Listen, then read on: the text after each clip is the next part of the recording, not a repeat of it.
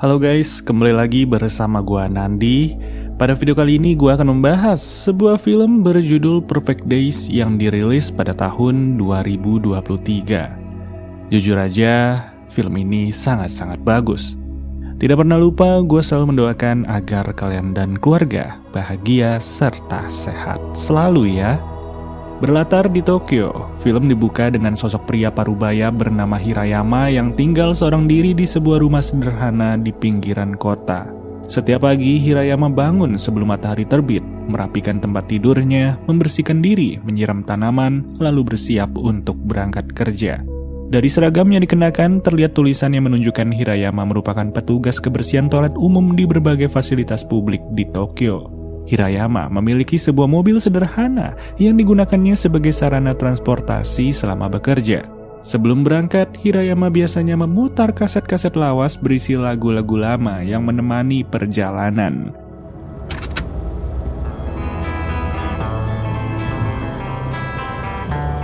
Sesampainya di lokasi kerja yang merupakan fasilitas publik dengan toilet umum, Hirayama segera turun dari mobil, mengambil perlengkapan kebersihan, kemudian memasuki toilet untuk menjalankan tugas. Pekerjaan Hirayama dimulai dengan memungut sampah yang berserakan di sekitar area toilet dan membuangnya ke tempat yang semestinya. Hirayama kemudian mengganti persediaan tisu yang telah habis, lalu ia membersihkan setiap sudut ruangan secara teliti. Dengan ketekunan dan ketelitian yang tinggi, Hirayama memastikan tidak ada bagian toilet yang terlewat ataupun noda yang tersisa. Di sela-sela menjalankan tugasnya sebagai petugas kebersihan, Hirayama juga tidak jarang berhadapan dengan berbagai macam perilaku manusia. Ada pengunjung yang masuk begitu saja ketika dirinya sedang membersihkan toilet, di mana pengunjung itu tidak ada basa-basinya sedikit pun. Kemudian ia pergi tanpa menghiraukan Hirayama. Bahkan ia sempat menendang papan petunjuk yang berada di dekat toilet dan meninggalkannya begitu saja tanpa berusaha mengembalikan papan tersebut ke posisi semula. Hirayama biasanya tidak terlalu menghiraukan hal-hal kecil semacam itu. Ia cukup memperbaiki posisi papan tersebut kemudian kembali melanjutkan pekerjaannya. Hirayama juga memiliki seorang rekan kerja yang berada dalam satu shift bernama Takashi. Pagi itu, Takashi datang terlambat dengan alasan jalanan sedang macet. Takashi terus-menerus mengoceh sementara Hirayama nyaris tidak mengeluarkan sepatah kata pun. Takashi bahkan mengingatkan Hirayama agar tidak terlalu rajin ataupun bersungguh-sungguh dalam menjalankan tugasnya. Menurut Takashi, sebersih apapun toilet itu pada akhirnya akan kembali menjadi kotor. Hanya saja Hirayama sama sekali tidak menghiraukan perkataan Takashi dan ia justru memintanya untuk segera melanjutkan pekerjaan. Berbeda dengan Hirayama yang begitu teliti dan disiplin, Takashi cenderung ceroboh, bermain-main serta tidak terlalu serius ketika bekerja. Setelah menyelesaikan satu toilet, Hirayama berpindah ke toilet lainnya yang berada di tengah sebuah taman. Seperti sebelumnya, Hirayama langsung menjalankan rutinitasnya dengan memungut sampah, mengganti perlengkapan yang telah habis, lalu membersihkan setiap sudut toilet secara menyeluruh. Ketika sedang bekerja, Hirayama mendengar suara tangisan dari dalam toilet. Ia kemudian membuka pintu dan menemukan seorang anak laki-laki yang sedang menangis seorang diri. Hirayama berusaha menenangkan anak tersebut dan membantunya mencari sang ibu. Ketika ibu dari anak itu datang, wanita itu justru membersihkan tangan anaknya, seolah-olah merasa jijik karena putranya baru saja disentuh oleh seorang petugas kebersihan toilet. Setelah menyelesaikan pekerjaannya, Hirayama kembali berpindah ke lokasi lain untuk membersihkan toilet umum berikutnya. Ketika tiba waktunya untuk beristirahat, Hirayama duduk di sebuah bangku di tengah taman yang dikelilingi oleh pepohonan rindang. Selain menikmati ketenangan suasana di sekitarnya, Hirayama memiliki kebiasaan memotret pepohonan menggunakan kamera lawas yang selalu ia bawa kemana-mana. Pada saat itu, perhatian Hirayama tertuju pada sebuah tunas pohon yang masih sangat kecil. Ia kemudian meminta izin kepada seorang biksu yang berada di sekitar tempat tersebut untuk mengambil tunas itu. Setelah mendapatkan izin, Hirayama memindahkannya ke dalam sebuah pot kecil yang biasa digunakan untuk pembibitan tanaman. Lalu Hirayama kembali melanjutkan pekerjaannya dan ia berpindah ke toilet umum berikutnya. Kali ini terlihat fasilitas toilet yang cukup unik karena dinding toiletnya terbuat dari kaca transparan ketika toilet tersebut tidak digunakan. Dari kejauhan, Hirayama juga melihat seorang pria yang merupakan tunawisma dan ia seorang diri berada di dekat sebuah pohon. Hirayama hanya memperhatikan pria tersebut dari kejauhan tanpa mengganggunya. Toilet transparan biasanya cukup sulit digunakan oleh sebagian pengunjung karena memiliki mekanisme yang tidak biasa. Beberapa orang seperti turis kesulitan memahami cara menggunakan toilet transparan itu sehingga Hirayama harus membantu menjelaskan melalui bahasa isyarat.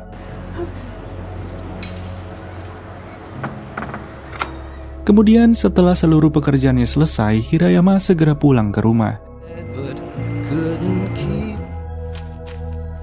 Sesampainya di sana, ia memindahkan tunas yang sebelumnya diambil ke dalam sebuah pot, lalu meletakkannya bersama belasan tanaman lain. Setelah itu, Hirayama mengganti pakaiannya, yang kemudian ia kembali keluar dari rumah. Kali ini ia menggunakan sepeda untuk pergi ke sebuah pemandian umum. Selesai mandi, Hirayama melanjutkan perjalanan menuju sebuah kedai sederhana untuk makan dan juga minum. Rangkaian aktivitas yang tampak sederhana tanpa terasa telah membuat waktu berjalan begitu cepat. Ketika malam tiba, Hirayama kembali ke rumah untuk beristirahat. Sebelum tidur, ia biasanya meluangkan waktu untuk membaca buku hingga rasa kantuk perlahan datang dan membuatnya terlelap. Ketika hari berganti, Hirayama kembali menjalani rutinitas yang sama. Ia merapikan tempat tidur, membersihkan diri, menyiram atau menyemprot tanaman, lalu bersiap berangkat bekerja. Sesampainya di lokasi, Hirayama segera membersihkan toilet pria dan wanita. Ketika ada pengunjung yang hendak menggunakan toilet, Hirayama akan keluar sebentar dan menunggu hingga orang tersebut selesai sebelum ia kembali melanjutkan pekerjaannya. Setelah itu, Hirayama berpindah ke toilet umum lainnya dan kali ini ia bekerja bersama Takashi. Di hari itu, seorang perempuan bernama Aya yang merupakan gebetan dari Takashi datang untuk menemui Takashi. Takashi kemudian mendesak Hirayama agar segera menyelesaikan pekerjaannya karena ia ingin pergi bersama Aya. Tidak hanya itu, Takashi juga merasa minder karena hanya memiliki sepeda motor. Takashi kemudian meminta izin kepada Hirayama untuk meminjam mobil agar dapat pergi bersama Aya. Awalnya Hirayama menolak permintaan tersebut, tapi karena Aya tidak ingin bepergian menggunakan sepeda motor, Hirayama akhirnya mengizinkan mereka untuk memakai mobilnya dengan syarat dirinya ikut bersama mereka. Alhasil, Hirayama harus duduk bersempit-sempitan dengan barang-barang di kursi belakang. Sepanjang perjalanan, Aya mulai menyentuh berbagai barang milik Hirayama, termasuk kaset-kaset lawas yang tersimpan di dalam mobil. Aya mengambil salah satu kaset dan meminta izin untuk memutar kaset tersebut. Takashi kemudian mencoba mengajak mereka untuk berbincang. Melihat begitu banyak perlengkapan kebersihan toilet memenuhi bagian dalam mobil, Takashi merasa heran dan bertanya apakah Hirayama benar-benar menyukai pekerjaannya. Akan tetapi, Hirayama sama sekali tidak memberikan jawaban. Hal itu membuat Takashi mengatakan kepada Aya bahwa Hirayama adalah orang yang aneh. Bahkan Takashi mengaku ia tidak pernah mendengar suara dari Hirayama. Aya tidak menghiraukan ucapan Takashi dan justru ia mengungkapkan bahwa dirinya sangat-sangat menyukai suara yang dihasilkan dari kaset-kaset lawas tersebut. Ketika tiba di tempat tujuan, Aya meminta Takashi menghentikan mobil. Tanpa sepengetahuan Hirayama, Aya diam-diam memasukkan salah satu kaset ke dalam tasnya. Takashi sempat mengajak Aya berjalan-jalan seharian setelahnya, yang justru Aya menawarkan agar mereka bertemu pada malam hari saja. Setelah Aya meninggalkan mereka, Takashi terlihat cukup terbebani karena sebenarnya ia tidak memiliki cukup uang untuk mengajak Aya berkencan. Melihat berbagai barang analog yang kini memiliki nilai jual yang tinggi, Takashi kemudian mengajak Hirayama untuk pergi ke sebuah tempat demi mengetahui harga dari kaset-kaset lawas itu. Sesampainya di sana, dugaan mereka ternyata benar. Kaset-kaset tersebut dihargai dengan nilai yang cukup tinggi. Takashi kemudian menyarankan agar Hirayama menjual sebagian koleksinya dan menggunakan uang tersebut sebagai modal untuk berkencan dengan Aya. Hirayama tentu saja dengan tegas menolak.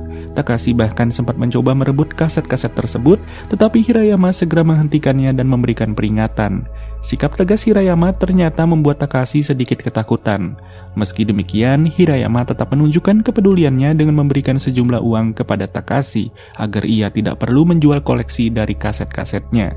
Setelah itu, Hirayama segera pulang. Dalam perjalanan, ia sempat tersenyum ketika mengingat tingkah laku dari Takashi yang begitu ceroboh. Lalu ia berhenti di pinggir jalan untuk memeriksa sisa uang yang dimilikinya sambil termenung sejenak. Karena uangnya tidak lagi cukup untuk makan di kedai seperti biasanya, Hirayama akhirnya mengubah rencananya. Sesampainya di rumah, Hirayama merebus air dan memasak mie untuk makan malam, yang kemudian ia membaca buku sebelum akhirnya tertidur lelap. Di hari selanjutnya, Hirayama kembali menjalani rutinitasnya sebagai petugas kebersihan toilet umum.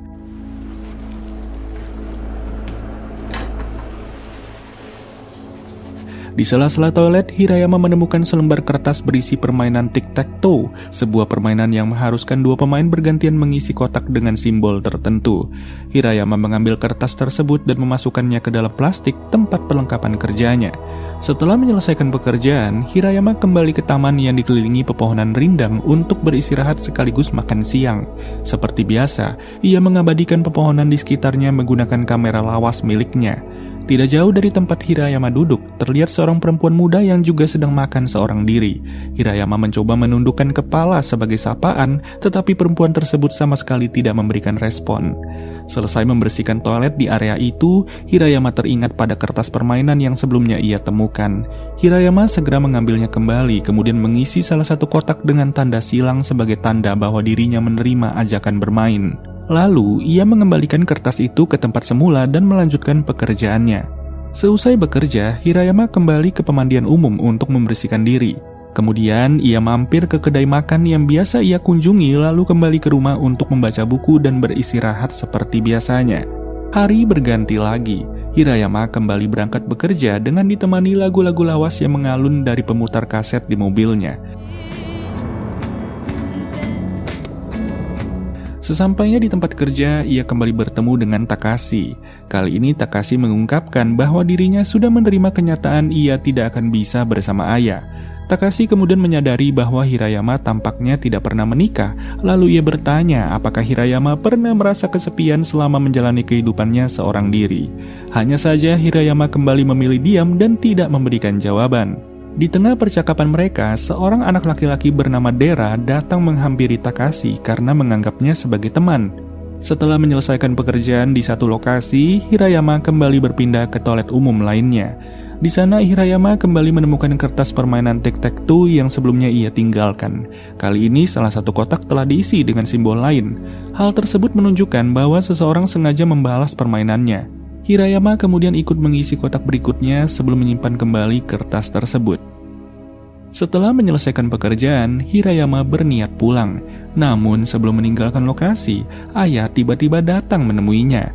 Ayah bermaksud mengembalikan kaset yang sebelumnya diam-diam ia ambil sekaligus meminta izin kepada Hirayama untuk mendengarkan kaset tersebut sekali lagi.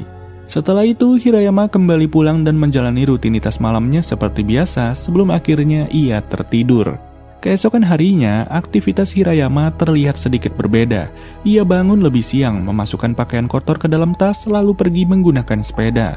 Hari itu merupakan hari libur Hirayama sehingga ia memanfaatkan waktu untuk mencuci pakaian di sebuah laundry. Setelah itu Hirayama pergi ke tempat percetakan foto untuk membeli roll film baru sekaligus mencetak roll film yang sebelumnya telah ia gunakan. Hirayama kemudian pulang dan membersihkan lantai dengan cara yang cukup unik. Ia membasahi lembaran koran, merobeknya menjadi potongan-potongan kecil lalu menyebarkannya di atas lantai sebelum menyapunya. Cara tersebut membuat lantai tampak seolah-olah sedang dipoles. Setelah selesai membersihkan rumah, Hirayama membuka foto-foto yang baru saja ia cetak. Ia memilih foto-foto yang menurutnya tidak layak dipertahankan, kemudian merobeknya dan menyimpan foto-foto yang dianggapnya bagus ke dalam lemari. Dari beberapa kotak penyimpanan foto yang tersusun di sana, terlihat bahwa Hirayama telah menekuni hobi tersebut selama bertahun-tahun. Setelah itu, Hirayama pergi membeli buku baru karena seluruh koleksi buku yang dimilikinya telah selesai dibaca. Penjual buku tersebut bahkan sudah mengenal Hirayama dengan baik dan mengetahui buku-buku yang sebelumnya telah dibelinya. Hirayama kemudian mengunjungi sebuah kedai untuk makan dan minum. Kali ini ia dilayani oleh seorang perempuan parubaya yang mengenakan kimono. Berbeda dari biasanya, Hirayama terlihat jauh lebih banyak berbicara dengan perempuan tersebut. Wanita itu bahkan menyanyikan sebuah lagu untuk para pelanggan yang berada di sana, seolah-olah nyanyian tersebut telah menjadi salah satu ciri khas dari kedai itu. Setelah selesai makan, Hirayama kembali ke rumah seperti biasa, di mana pada hari berikutnya Hirayama kembali bekerja dan menemukan kertas permainan tic-tac-toe yang telah diisi pada kotak lain. Ia pun kembali mengisi salah satu kotak sebagai balasan. Di sela-sela bekerja, Hirayama kembali beristirahat di taman yang dipenuhi pepohonan. Hirayama mencoba menyapa perempuan muda yang sering dilihatnya di sana, tetapi gadis tersebut kembali tidak memberikan respon. Satu-satunya orang yang membalas sapaan Hirayama hanyalah seorang tunawisma yang hampir setiap hari berada di taman yang sama. Pada malam harinya, ketika Hirayama kembali ke rumah, ia dikejutkan oleh kehadiran keponakannya bernama Nico yang ternyata sudah menunggunya sejak tadi. Oji-san. Nico? Tanpa banyak bertanya, Hirayama mengizinkan Nico untuk bermalam di rumahnya. Di esok paginya, Hirayama diam-diam bangun dan bersiap pergi bekerja tanpa membangunkan Nico. Namun, Nico ternyata sudah terbangun dan ia meminta ikut pergi bekerja bersama pamannya. Ketika berada di dalam mobil, Nico mencoba memutar salah satu kaset milik Hirayama, tetapi ia kesulitan memasukkannya ke pemutar kaset. Hirayama pun membantu mengarahkannya hingga kaset tersebut berhasil diputar. Momen itu bahkan membuat Hirayama sempat tertawa kecil. Sepanjang perjalanan, Nico membicarakan berbagai hal mengenai kaset dan ia membandingkan teknologi pemutar musik itu dengan perangkat musik yang digunakan pada zaman sekarang. Hirayama tampak kurang memahami sebagian penjelasan dari keponakannya, tetapi dari obrolan sederhana itu, Hirayama sedikit terhibur. Sesampainya di tempat kerja, Nico melihat sendiri bagaimana pamannya menjalankan pekerjaan dari satu toilet ke toilet lainnya. Ia menyaksikan Hirayama berhadapan dengan berbagai macam pengunjung, tetapi pamannya tetap menjalankan tugas dengan tenang tanpa terlalu memperdulikan perilaku dari orang-orang di sekitar. Setelah menyelesaikan beberapa pekerjaan, Hirayama mengajak Nico pergi ke taman yang dipenuhi pepohonan untuk beristirahat. Seperti biasa, Hirayama mengambil kamera dan memotret pepohonan yang ada di sekitarnya. Nico kemudian bertanya, apakah pepohonan tersebut merupakan teman dari Hirayama.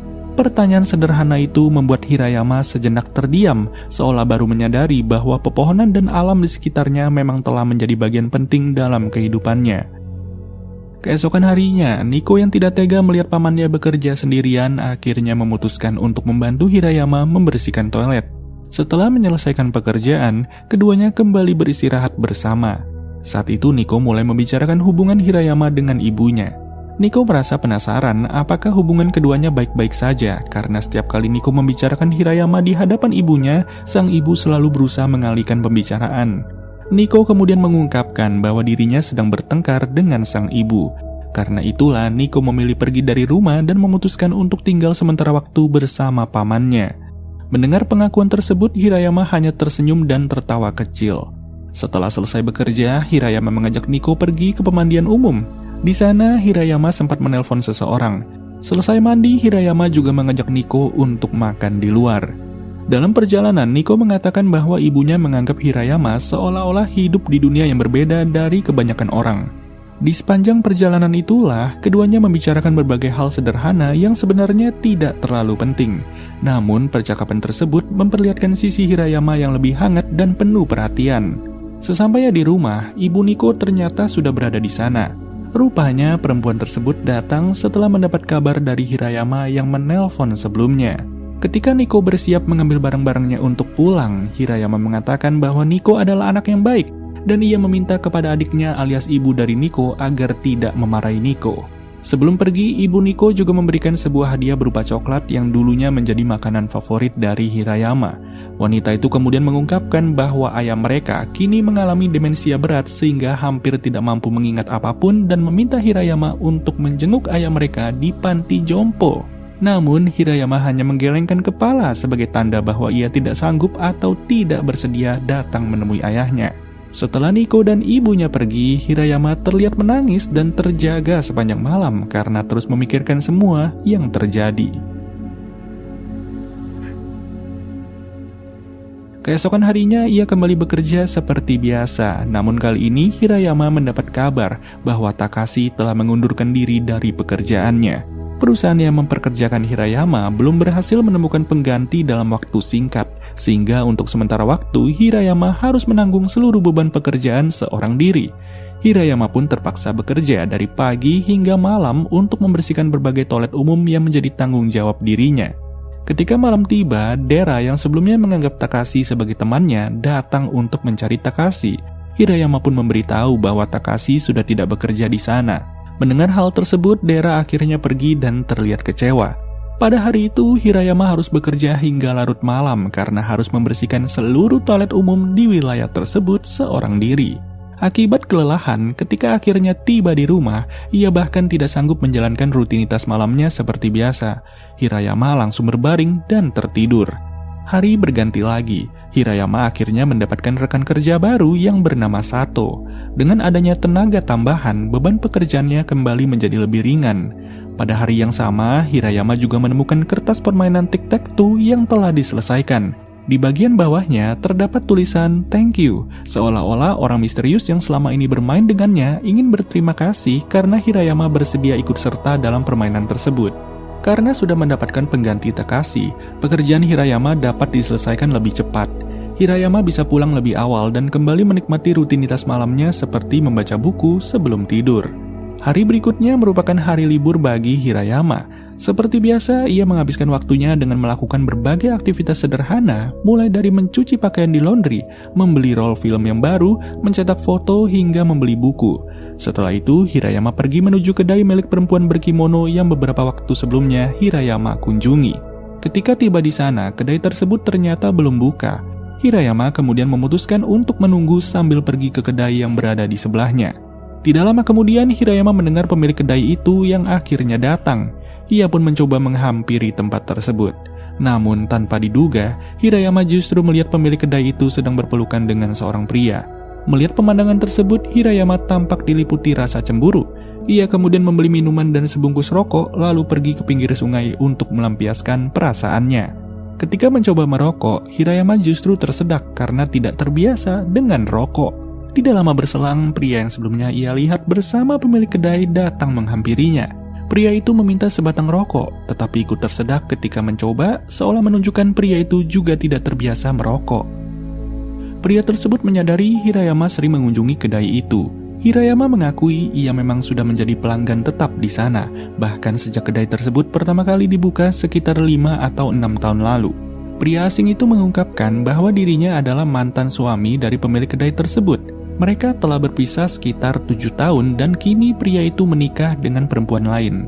Kabar buruknya, sekarang ia sedang menderita kanker dan ia sengaja datang menemui mantan istrinya karena merasa masih memiliki sesuatu yang belum terselesaikan di antara mereka, terutama sebuah permintaan maaf yang belum sempat disampaikan. Pria tersebut kemudian meminta Hirayama untuk menjaga mantan istrinya. Hanya saja Hirayama mencoba memberikan pemahaman bahwa dirinya dan perempuan itu sebenarnya tidak memiliki hubungan apapun. Pria tersebut justru menanggapi bahwa ia sangat mengandalkan Hirayama. Untuk mengalihkan pembicaraan, pria itu kemudian memperhatikan bayangan yang tampak saling bertumpuk di permukaan sungai. Ia menunjukkan beberapa bayangan terlihat lebih terang dibandingkan bayangan lainnya. Hirayama kemudian mencoba membuktikannya dengan membandingkan bayangan mereka berdua. Dari hal sederhana itu, keduanya justru mulai bermain dengan bayangan, saling mengejar dan berusaha menginjak bayangan satu sama lain. Ketika malam semakin larut, Hirayama akhirnya pulang untuk beristirahat, di mana pada keesokan harinya ia kembali bekerja seperti biasa dengan ditemani alunan musik dari kaset-kaset lawasnya sepanjang perjalanan. Namun kali ini ekspresi Hirayama tampak berbeda. Ia sempat mencoba tersenyum ketika menikmati musik yang mengalun dari pemutar kaset. Perlahan senyum tersebut menghilang, matanya mulai berkaca-kaca, kemudian memerah hingga akhirnya air mata mengalir di wajahnya. Dari sini, film Perfect Days tahun 2023 akhirnya selesai. Film ini mengajarkan kita seni kehidupan dalam menikmati momen yang sedang terjadi saat ini. Apapun itu rutinitas kita sehari-hari, maka nikmatilah. Memang rutinitas kita tampak monoton, tapi di balik itu sebenarnya ada peristiwa-peristiwa yang berwarna untuk bisa kita ambil pelajarannya. Terima kasih teman-teman yang telah menonton alur cerita dari video ini dari detik awal hingga detik akhir. Tidak ada lagi yang bisa disampaikan selain memohon maaf atas kurangnya penyampaian dalam video ini.